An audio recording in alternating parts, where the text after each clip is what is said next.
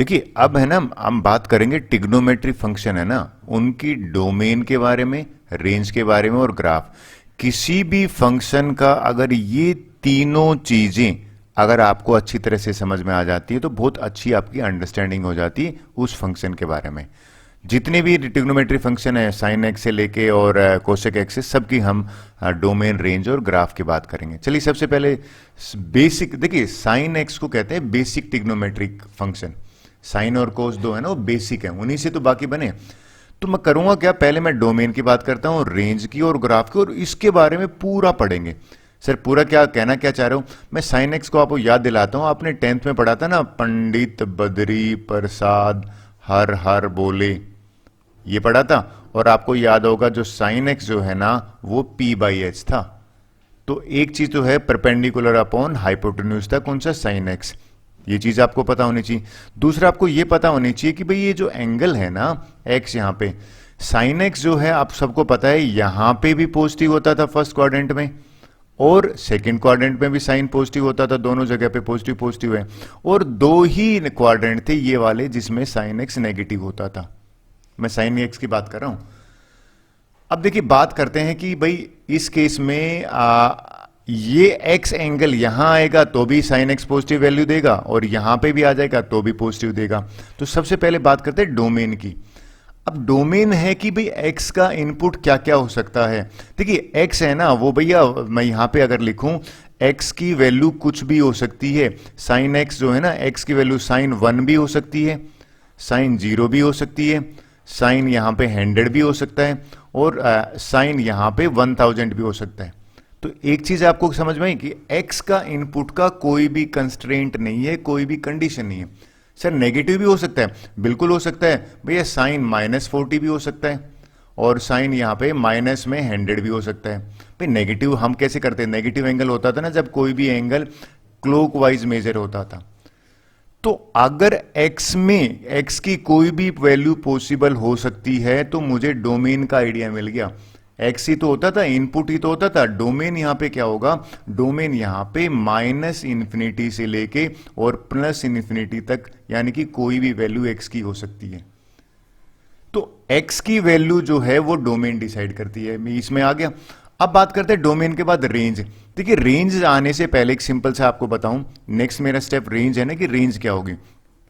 Range से पहले बात करते हैं कि भाई साइन एक्स है ना, मान लीजिए ये एक्स है, एग्री, ये x है तो भैया ओबियसली ये 90 डिग्री है, और इसके सामने परपेंडिकुलर होता है, और ये होता है हाइपोटेन्यूज, ये होता है बेस। और आपको पता है कि भाई ये अगर बेस हो गया तो हाइपोटेन्यूज हमेशा 90 डिग्री के सामने होता है, सबसे बड़ी साइड तो यही है। अब साइन एक्स जो है ना वो है, अगर आप नोट करो तो परपेंडिकुलर अपॉन हाइपोटेन्यूज। अब परपेंडिकुलर और हाइपोटेन्यूज में आप मुझे अगर बताओ, हाइपोटेन्यूज तो हमेशा किसी ट्रायंगल में बड़ा होगा, तो हाइपोटेन्यूज अगर बड़ा होगा तो ये जो वैल्यू है ना p बाई एच, ये मान के चलिए <<1 होगी। सर आप कहना क्या चाह रहे हो, आपको याद दिलाना चाहते हो प्रॉपर फ्रैक्शन क्या, प्रॉपर फ्रैक्शन क्या होता है, प्रॉपर फ्रैक्शन होते थे ऐसे फ्रैक्शन जिनका न्यूमरेटर अगर छोटा होता है डिनोमिनेटर से तो वो हमेशा 1 से छोटे होते हैं।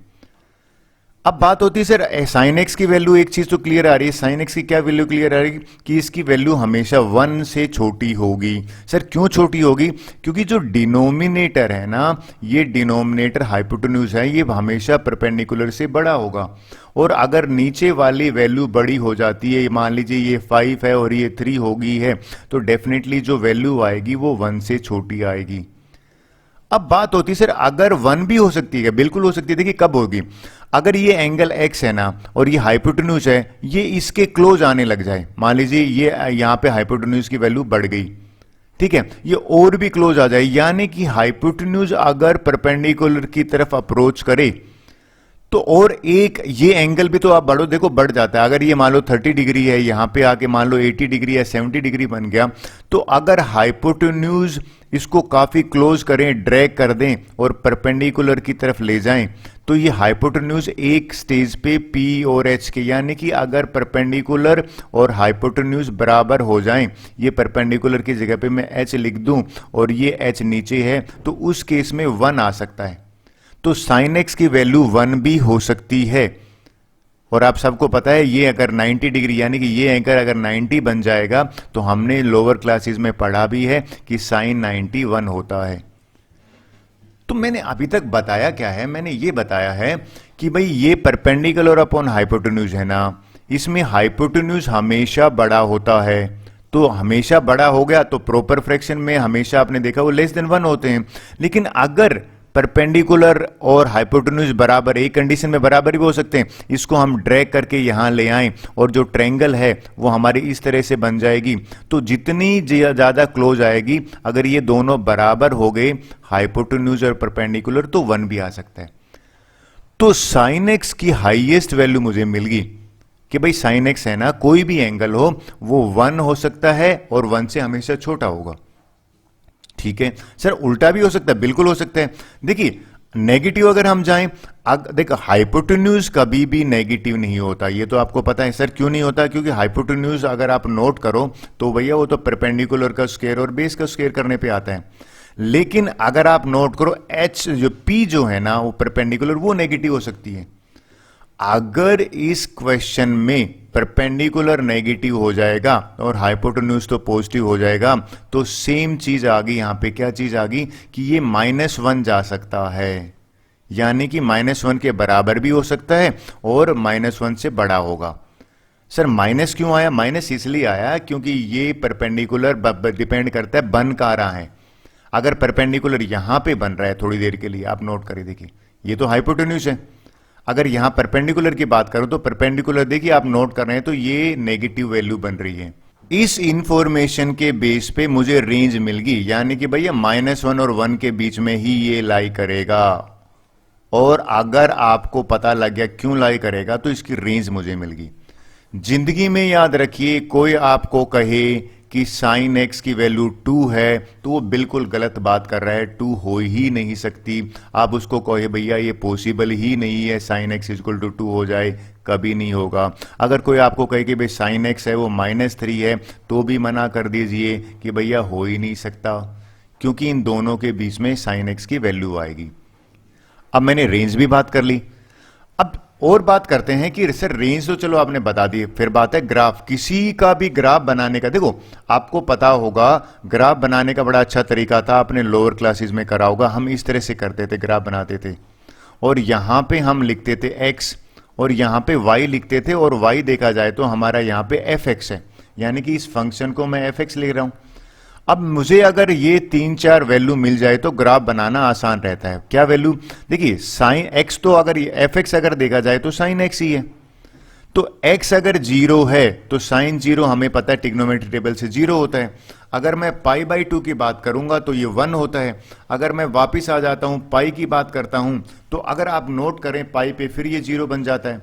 और अगर मैं 3π/2 की, यानी कि ये 0 पे 0 था, इस π/2 पे साइन की वैल्यू 1 आई, फिर यहां पे वापस 0 आ गया, फिर यहां पे अगर मैं आया 3π/2 पे तो इसकी वैल्यू -1 आई।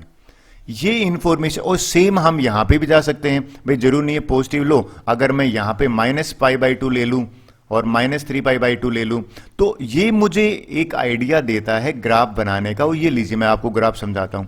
ये ग्राफ आपको बहुत अच्छी इंफॉर्मेशन दे देता है साइन एक्स के बारे में। क्या इंफॉर्मेशन, मैं आपको बताता हूं। अगर यहां पे देखिए ये y = sin x है, अगर x की वैल्यू 0 है तो y की वैल्यू 0 है। अगर x की वैल्यू देखिए π/2 है, ये π/2 है, तो हाईएस्ट y की वैल्यू कितनी है? देखो हाईएस्ट y की वैल्यू यहां पे 1 है। अगर x की वैल्यू पाई आ गई, यहां पे पाई आ गया तो अगेन ये 0 हो गया, तो यानी कि x पाई है तो y की वैल्यू भी 0। अगर मैं 3π/2 की बात करूं तो देखो ये पाई के बाद ये 3π/2 का वो है, तो 3π/2 में भी ये नीचे आ गया तो -1 पे गया। सिमिलरली अगर आप बात करो 2π पे आ गया तो 2π पे 0 हो गया। और यही अगर मैं नेगेटिव ले लूं, यानी कि नेगेटिव -π/, माइनस कब होता है? जब आप कोई एंगल क्लॉकवाइज मेजर करते हो, तो ये -1 आ गया हमारा यहाँ पे, यानी कि -1 है y की वैल्यू। फिर -π पे जाए तो फिर 0 हो गया। तो ये जो ग्राफ है ना, इसमें एक चीज निकल के आई। क्या निकल के आ रही है? कि भैया हमें इसके, यानी कि ये 1 से बाहर नहीं जा रहा है। आपने नोट करा पूरा जो x की y की वैल्यू है, यानी कि ये 1 जो है इसके अंदर ही आ रहा है। और सिमिलरली अगर नीचे वाला देखो तो अगर आप ये ध्यान दोगे तो यहां से क्लियर ये हो रहा है कि ये -1 से नीचे नहीं जा रहा है। तो ये ग्राफ भी बड़ा आपको सीधा बताता है कि -1 और 1 के बीच में ही ये लाई कर रहा है। तो साइन एक्स का सीधी सी अगर मैं बात करूं तो -1 से बड़ा होगा, बराबर भी हो सकता है 1। तो ये इसका हो गया रेंज, जो मैंने आपसे यहां ऑलरेडी डिस्कस किया था। क्लियर? चलिए अब बात करते हैं, साइन एक्स अगर समझ में आ गया तो कोस एक्स की ले लेते हैं बात। चलिए अब मैंने कोस एक्स फंक्शन की बात करते हैं। कोस एक्स फंक्शन में अगेन सेम चीज बताऊंगा। पहले तो ये बताइए, ये कोस एक्स अगर आप एग्री कर रहे हो, ये होता है बेस अपॉन हाइपोटेन्यूज। यानी कि अगर मैं बात करूं किसकी, इसका हमने जो 10th स्टैंडर्ड में पढ़ा था वो ये पढ़ा था, अगर भैया ये x है, इसके सामने वाला परपेंडिकुलर, इसके सामने वाला बेस, और ये हो गया हाइपोटेन्यूज, तो कोस एक्स जो है ना वो होता है बेस अपॉन हाइपोटेन्यूज। अब देखिए दूसरी चीज बताता हूं, फर्स्ट क्वाड्रेंट में तो सारे, यानी कि फर्स्ट क्वाड्रेंट में कोस पॉजिटिव होगा। क्यों पॉजिटिव होगा भैया? सारे पॉजिटिव थे। और अगर आप देखो यहां दोनों नेगेटिव थे। सर ये होता क्यों है? अगर आप नोट करो, मैं अगर यहां ट्रायंगल बनाऊं, ये मैंने ट्रायंगल बना दी, इस ट्रायंगल में अगर आप देखो हाइपोटेन्यूज तो डेफिनेटली क्या बनेगा भैया? पॉजिटिव ही बनेगा। अगर आप ध्यान दो इस केस में ये जो वैल्यू है किसकी, बेस की, ये एक्स की वैल्यू, ये तो पॉजिटिव है, यहां पे बेस पॉजिटिव है, और यहां पे भी तो फोर्थ क्वाड्रेंट में भी तो कोस पॉजिटिव होता है। सर क्यों होता है ये? अगर मैं यहां ट्रायंगल बनाता हूं तो देखिए ये ट्रायंगल में यहां पे भी ये भी तो बेस पॉजिटिव है, तो दो जगह पे दो क्वाड्रेंट में कोस पॉजिटिव है, किसमें? फर्स्ट में और फोर्थ में। पहली ये चीज क्लियर हुई। अब बात करते हैं डोमेन की कि भाई क्या क्या आ सकता है एक्स की वैल्यू। देखिए एक्स की वैल्यू कुछ भी अगर हम डालते हैं तो कोई इश्यू नहीं होता कोस एक्स को। वो कोई भी, अगर मैं 1 डालूं, मैं 0 डालूं, मैं 2 डालूं, मैं अगर 90 डालूं, अगर मैं 500 डालूं, तो सब वैल्यू एक्सेप्ट करता है। यानी कि भैया कोस एक्स कहता है मुझे कोई दिक्कत नहीं है। तो अगर इसको अगर नेगेटिव डालें तो भी नहीं है। अगर मान लीजिए मैं -1 डालूं, -2 डालूं, -90 डालूं या π/2, तो एक चीज मुझे समझ में आ गई कि ये जो डोमेन है, डोमेन होता है इनपुट। क्या क्या इनपुट हो सकता है? तो इसका डोमेन का इनपुट मुझे मिल गया कि -∞ से और +∞ के बीच में आप कुछ भी डाल दीजिए, कोई दिक्कत नहीं कोस एक्स को। ये कहता है मैं वैल्यू दूंगा, आप एक्स कोई भी डालो। क्लियर? और आपको पॉजिटिव यहां शो करने की जरूरत भी नहीं होती, आप सिर्फ पॉजिटिव भी लिखोगे तो भी करेक्ट होगा। चलिए नेक्स्ट ले लेते हैं। अब बात करते हैं रेंज की। देखिए रेंज से पहले मैं आपको इस ट्रायंगल पे ले जाता हूं। भाई ये होता है बेस अपॉन हाइपोटेन्यूज। अगर हाइपोटेन्यूज आप एग्री कर रहे हो किसी भी ट्रायंगल में सबसे बड़ी साइड है, क्योंकि बड़े एंगल के सामने साइड भी तो बड़ी होती है। तो अगर ये बेस और हाइपोटेन्यूज में हाइपोटेन्यूज बड़ा है, यानी कि नीचे वाला अगर डिनोमिनेटर बड़ा है, तो एक चीज तो कंफर्म है कि ये जो कोस एक्स है ना ये 1 से छोटा होगा। सर क्यों होगा? अगर किसी फ्रैक्शन में डिनोमिनेटर बड़ा होता है तो वो फ्रैक्शन जो है वो 1 से छोटा होता है, इसको प्रॉपर फ्रैक्शन कहते हैं। अगर मैं इस हाइपोटेन्यूज को, यानी कि इस हाइपोटेन्यूज को इसको नीचे लेके आऊं, यानी कि एंगल और छोटा कर दूं, और ये एंगल छोटा हो जाएगा, यानी कि ऑलमोस्ट 0 हो जाएगा।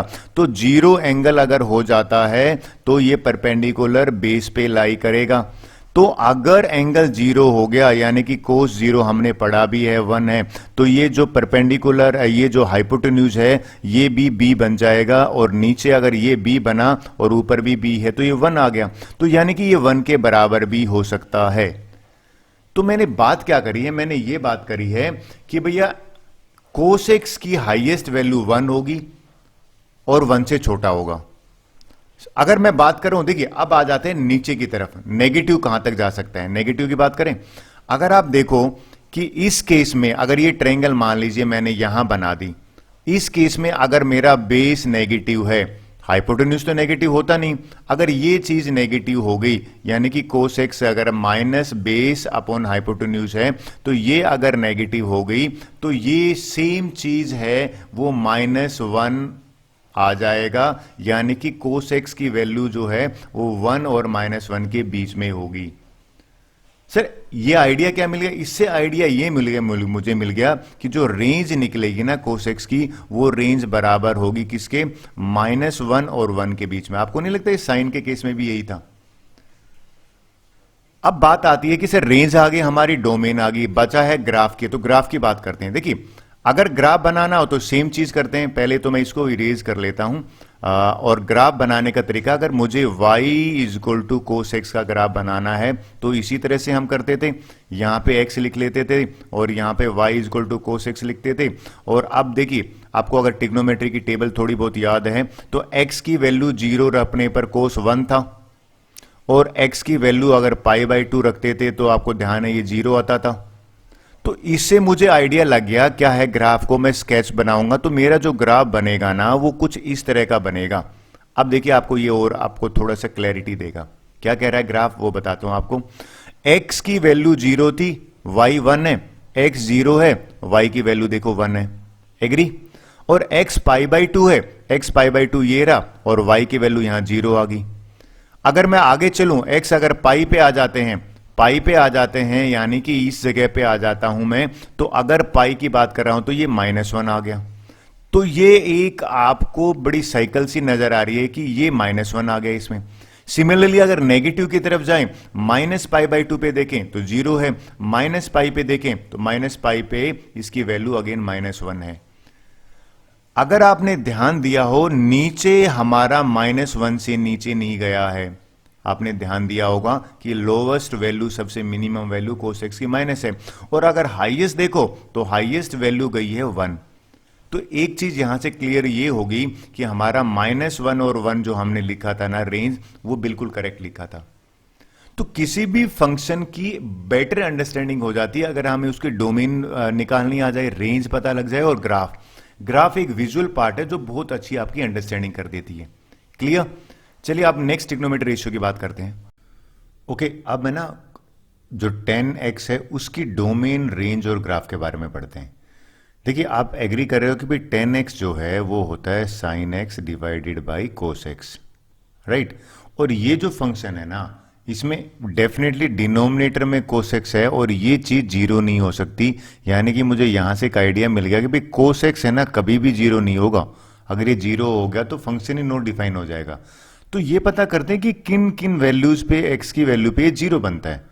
तो हम पता क्या करते हैं कि भाई ये पता कर लेते हैं कि ये 0 कहां का बनता है। भाई cos x इक्वल टू 0 लिखा मैंने।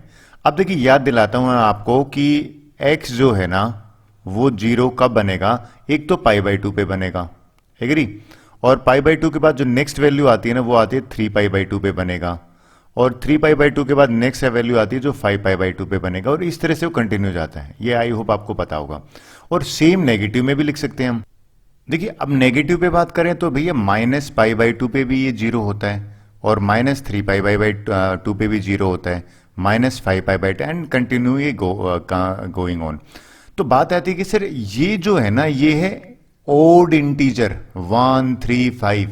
तो x की यहां से मुझे एक चीज निकल के आ गई। वो क्या निकल के आ गई कि x जो है ना ओड नंबर है। ओड नंबर के लिए मेरा मानना आप सबको पता है, ये 2n + π लिख दिया, और सब में π/2 तो आ रखा है, इसके बाद π/2 आता है। यानी कि ये x की इन वैल्यूज पे, और यहां पे जो n है ना वो भैया इंटीजर है, उन वैल्यू पे cos x 0 बनता है। पता कर लिया। और हमें cos x 0 बनाना नहीं है, तो फिर x की सारी वैल्यू चलेंगी एक्सेप्ट दीज। कौन सी? ये वाली जो ओड इंटीजर वाली आती है। तो मुझे यहां से डोमेन क्लियर हो गया, डोमेन मुझे मिल गया, यानी कि सारी रियल नंबर की सारी वैल्यूज एक्सेप्ट दीज वैल्यूज। कौन सी? 2n + 1 π/2, और ये जो n है ना यहां पे इंटीजर को रिप्रेजेंट कर रहा है। ये डोमेन हो गया। यानी कि इनपुट मुझे पता लगा कि भाई ये 10x बिल्कुल सही काम करेगा अगर हम इसमें ये वैल्यू नहीं डालेंगे, तो सारी वैल्यूज पे काम करेगा, सारे रियल नंबर पे काम करेगा except these odd multiple of π/2। भाई π/2 का 1, π/2, 3π/2। क्लियर? तो जहां तक डोमेन की बात है थोड़ा सा क्लियर हुआ होगा आपको। चलो रेंज की बात करें। देखिए रेंज से पहले एक चीज समझते हैं हम कि भैया एक्चुअल में 10x होता क्या है।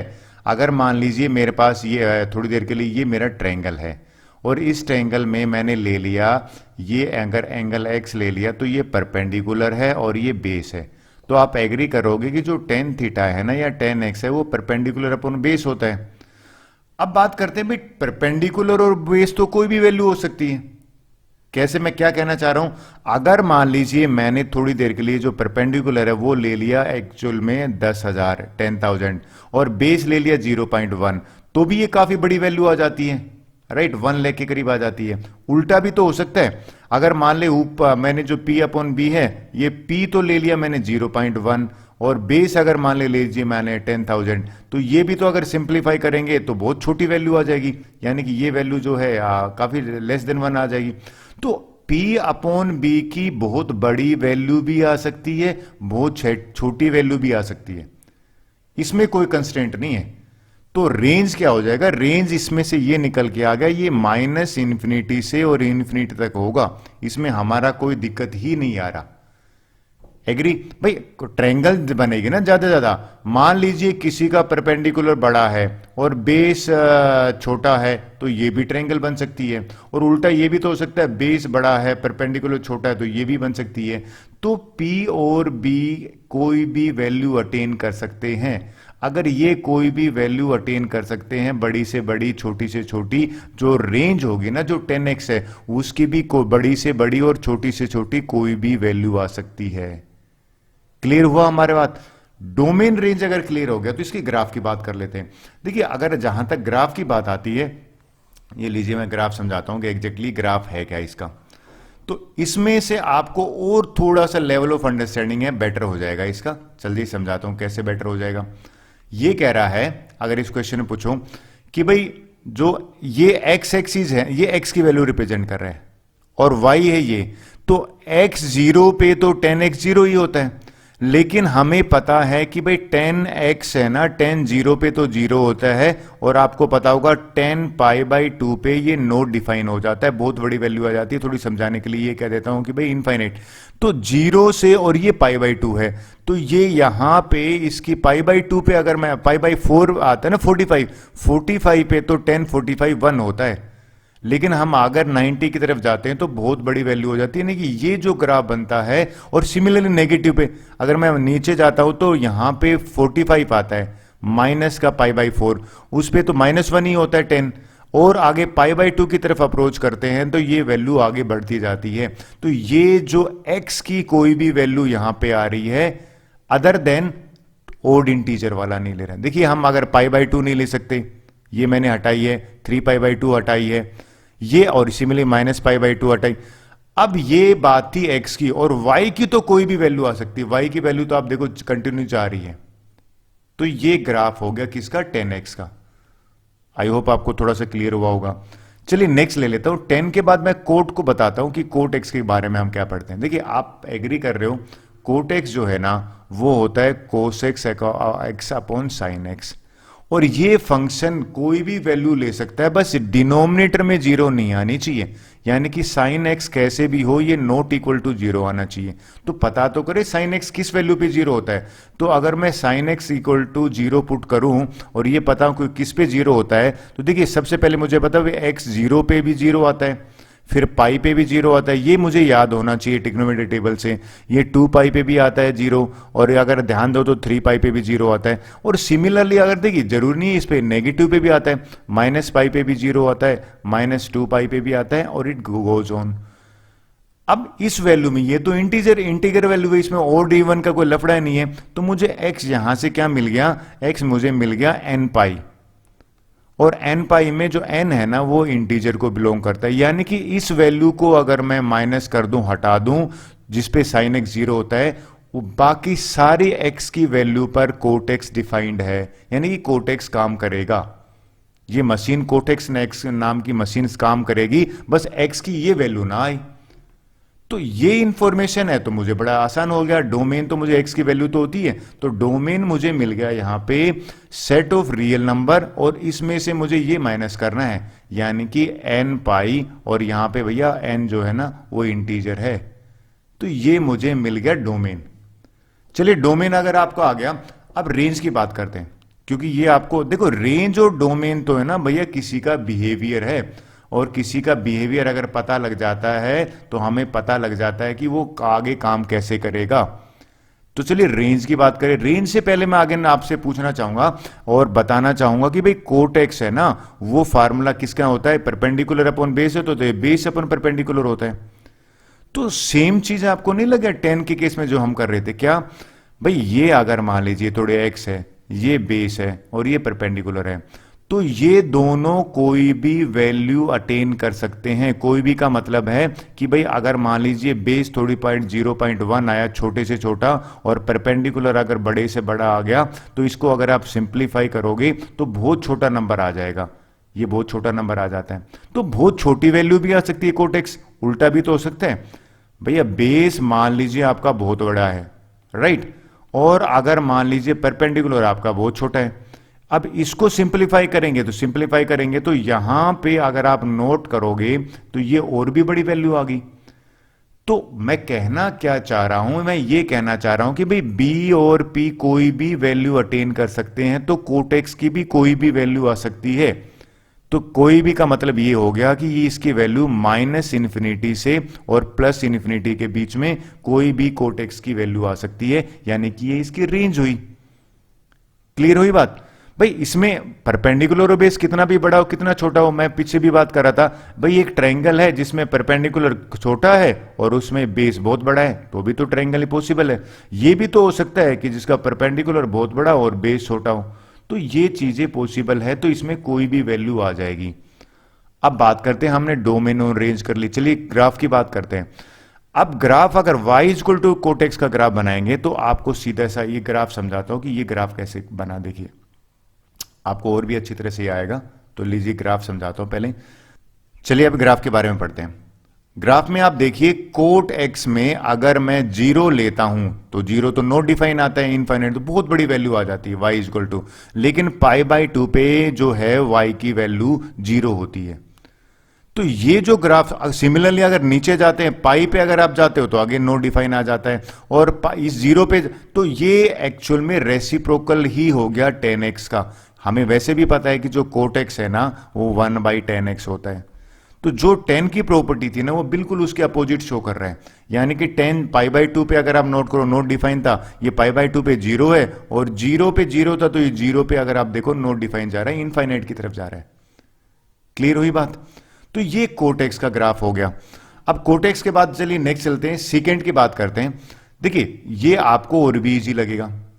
सबसे पहले मैं इसके डोमेन की बात करूं तो डोमेन से पहले एक सीधी सी बात है, ये आपको इजी क्यों कह रहा हूं मैं कि भाई आप एग्री कर रहे हो 1/cos x होता है ना सीकेंट x, भाई 1/cos x तो होता है। अगर ये 1/cos x होता है तो ये फंक्शन तब काम करेगा और सारी वैल्यूज लेगा, बस ये डिनोमिनेटर में 0 नहीं बनना चाहिए। तो ये डिनोमिनेटर यानी cos x कैसे भी करके 0 के बराबर ना आए, और हमें पता है भाई cos x किस वैल्यू पे 0 आता है, वो तो हमने आई थिंक आपको ध्यान भी होगा। तो x जो है वो 0 आता है किस किस पे, ओड नंबर पे। कैसे भाई, अगर आप देखो π/2 पे 0 होता है, फिर आपने देखा 3π/2 पे 0 होता है। ये ऑलरेडी अगर हमने देखा तो डिस्कस कर चुके हैं, तो मैं सीधा लिख दूं x की वैल्यू जो है ना यहां पे आ जाती है ओड इंटीजर, यानी कि 2n+1 π/2, और यहां पे n जो है वो बिलोंग करता है इंटीजर को।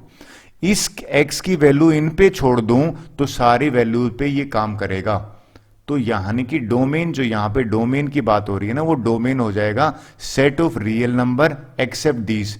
तो ये लीजिए, ये मैं माइनस कर देता हूं, यानी कि 2n+1 और यहां π/2, और ये n जो है ना लिख देता हूं, n बिलोंग करता है यहां पे इंटीजर को। क्लियर? तो ये तो थी इसकी डोमेन। अब रेंज मजेदार है भैया, रेंज में अक्सर बच्चे गलती कर देते तो रेंज ढंग से सुनेंगे। देखिए रेंज क्या है, अगर आप नोट करो तो रेंज वाले में कोसेक्स जो है ना, कोसेक्स हमें पता है π/2 पे 0 होता है, एग्री करते हो? तो इसमें π/2 पे अगर 0 होता है, पहले तो मैं आपको बता दूं कि इसमें रेंज वाला जो है ये नेगेटिव में तो कहीं पे भी -∞ जा सकता है, और -∞ से 1 आ जाएगा। तो ये इन दोनों का यानी कि, लेकिन ये -1 और 1 के बीच में, क्योंकि हमें cos x की वैल्यू पता है। देखो मैं आपको समझाता हूं, कोसेक्स पता है -1 और 1 के बीच में हाईएस्ट वैल्यू है, यानी कि ये वैल्यू कोसेक्स की है। अब इसका रेसिप्रोकल अगर लेंगे तो इसकी हाईएस्ट वैल्यू जो है ना वो 1/कोसेक्स की मिनिमम वैल्यू निकाल देगा।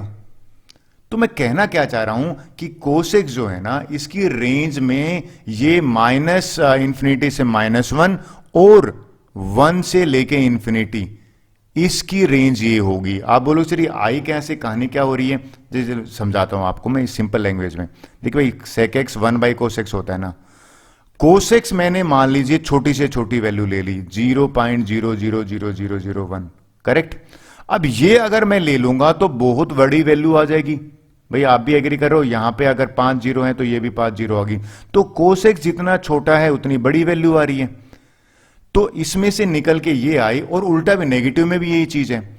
बट आपने ध्यान दिया ये -∞ से 1 हो जाएगा। और अगर हम देखो मैंने जीरो नहीं लिया, क्योंकि अगर यहां पे जीरो हो गया है तो ये क्वेश्चन में आ गए वैल्यू ही नहीं आएगी।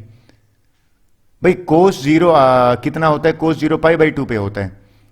चलिए ग्राफ से और क्लियर होता है थोड़ा सा, अगर मैं ग्राफ ले लूं तो शायद आपको और अच्छी चीजें क्लियर होगी कि है क्या चीज ये लीजिए मैं कोस sec x का ग्राफ लेके आता हूं, और sec x का ग्राफ जो बता रहा है, यानी कि मैंने रेंज क्या बताई थी, इसकी रेंज बताई थी -∞ से -1। तो देखिए ये -1 है ना, ये इसके नीचे ही है, और इन दोनों के ये 1 है, ये 1 से इंफिनिटी है, यानी कि ये जो बीच का पोर्शन है -1 और 1 के बीच में, इसमें कोई भी वैल्यू नहीं है y की। ये रेंज आपको अगर क्लियर हुई तो सेम रेंज है ना वो कोसेक्स के बारे में बात पढ़ते हैं हम। सर कैसे, चलिए मैं आपको बताता हूं कोसेक्स के बारे में। कोसेक्स भी तो सेम है, ये भी तो 1/sin x होता है। और अगर sin x की हम वो वैल्यू निकाल लें जो जीरो, देखिए आप ओबियसली निकाल रखा है, हमें पता भाई sin x है ना वो जीरो बराबर नहीं होना चाहिए। और sin x अगर जीरो किन किन वैल्यू पे होता है तो वो मैंने पहले ही इसमें फंक्शन बताई थी, वो होता है, अगर आप नोट करो 0 फिर पाई फिर 2 पाई, इन पे होता है। और इसको अगर n की फॉर्म में लिख देता हूं तो ये हो जाएगा n पाई, और यहां पे n पाई और n जो है वो इंटीजर को बिलोंग करता है। तो इसमें से डोमेन जो है वो मुझे मिल गई सारी x की वैल्यू, डोमेन बराबर लिख देता हूं मैं किसकी, सारी, यानी कि डोमेन इज इक्वल टू हो जाएगी सारी रियल नंबर की वैल्यू एक्सेप्ट, कौन सी एक्सेप्ट, n पाई, और n जो है वो इंटीजर है यहां पे। ये तो है डोमेन पे, इनको छोड़ के सब पे ये डिफाइन है, सब पे ये काम करेगा। अगर ये चीज होगी फिर रेंज की बात कर लेते हैं। इसमें रेंज की बात करते हैं तो यहां पे रेंज जो है ना, देखिए अगर आप नोट करो जीरो पे तो आती नहीं भाई, sin 0 अगर मैं ले लेता हूं थोड़ी देर के लिए, sin 0 अगर मैंने लिया तो जीरो होता है, और ये नोट डिफाइन बन गया, तो जीरो वैल्यू तो मैं ले ही नहीं सकता। तो इस केस में क्या हो जाएगी, -∞ से 1, -1 ये तो होगी इसकी, और ये भी तो हो सकता है यहां से 1 से लेके इंफिनिटी तक, ये इसकी रेंज कहलाएगी। अब अक्सर क्वेश्चन होता है सर रेंज का मीनिंग आया कहां से कहां नहीं, देखो बात वही है, 1/sin x है ना, 1/sin x में अगर sin x की वैल्यू बहुत छोटी ले लेते हैं तो एक्चुअल में जो वैल्यू निकल के आएगी ना वो बहुत बड़ी आ जाएगी, राइट। और उल्टा हो जाए तो इसमें अगर बड़ी वैल्यू ले लेते हैं थोड़ी देर के लिए, मैं अगर sin x की बड़ी, sin x की हाईएस्ट वैल्यू कितनी होती है, 1 ही होती, तो 1 अगर मैंने ले ली तो 1 ही आएगा। चलिए अगर ये आपको रेंज थोड़ा बहुत क्लियर हुआ है तो हम रेंज के बाद में ग्राफ की बात कर लेते हैं। ये देखिए भैया ये बात है ग्राफ ऑफ ए कोसेक्स एक्स। तो सेम अगर आप इस पे नोट करो, मैं एक इंटरवल लूं कि भैया 0 से और पाई के बीच में अगर आप y की वैल्यू लो, यानी कि ये 1, और यहां से लेको तो यहां पे -1 की बात हो रही है, तो -1 और 1 के बीच में कोई वैल्यू नहीं है, तो यानी कि -∞ से लेके -1, और यहां से -∞ से -1, और 1 से लेके इंफिनिटी, ये इसकी रेंज होगी किसकी, कोसेक्स एक्स की। आई होप कोसेक वाला आपको थोड़ा बहुत क्लियर हुआ होगा। चलिए अब मैं रिकैप स्लाइड की बात करूं, भाई ये इंपॉर्टेंट है, जो हमने पढ़ा है ना वो मैंने एक स्लाइड पे कोशिश करी है बताने की। क्या है देखिए, sin x के पहले डोमेन करते हैं, sin x की और cos x का डोमेन सेम है, यानी कि ये डोमेन है, और देखो अब दोनों का रेंज भी सेम है, इसलिए क्यों रेंज सेम है भाई, हमें सबको पता है भाई, साइन एक्स हो या कोस एक्स हो, वो दोनों की हाईएस्ट और लोएस्ट वैल्यू मुझे पता है। फिर अगर आप नोट करें तो टेन एक्स के केस में और सेक एक्स के केस में सेम रेंज सेम डोमेन है, और अगर आप कोट और कोसेक की बात करें तो इनकी रेंज सेम डोमेन सेम है। अब देखिए रेंज की बात करते हैं। रेंज टेन एक्स में कोई वैल्यू हो सकती है, कोट एक्स में भी कोई वैल्यू हो सकती है, और इन दोनों की रेंज सेम है, सेक एक्स और कोसेक एक्स की। ये बेसिकली मैंने जो बनाया है ना, वो एक ही पर्पज है, just to recap. I hope आपको क्लियर हुआ होगा।